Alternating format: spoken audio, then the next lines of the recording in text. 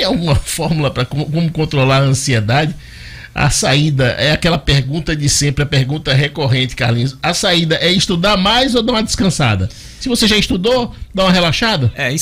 Isso depende muito do candidato, hein? E eu sempre digo que o candidato ele é muito subjetivo, né? De candidato para candidato isso vai variar muito. Às vezes, pronto, a gente lá no CDF, a gente tem nossas revisões em torno de 80% nessa semana que antecede a prova de redação, né? Que é o grande desafio, tanto ela quanto matemática no segundo domingo, com matemática e redação.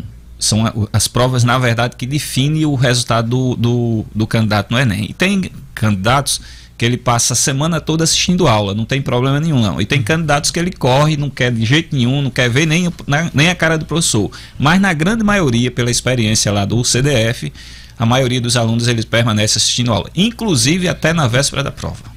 O Enem, no início do ano, chegou a fazer parte das brigas, das questões ideológicas lá do governo. Ah, não quero isso, quero aquilo. Os cursinhos chegaram a ter que mudar o modo como preparavam os alunos em razão dessas polêmicas envolvendo a prova? Não, Dinarte, porque é o seguinte, o que acontece no Enem? O Enem ele é uma prova totalmente diferente do que era feito nos vestibulares tradicionais, né? A gente tinha no vestibular tradicional na UFRN, que era a teoria de medida clássica. Então era muito considerado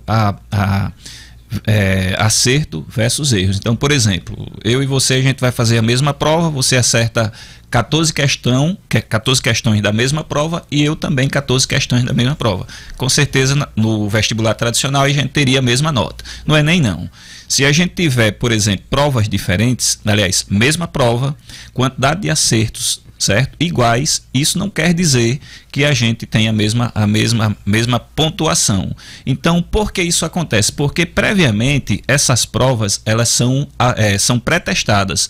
O aluno ele faz essa prova um ano ou 2 anos antes do exame, 3 anos, e até para poder mensurar o grau, tá certo?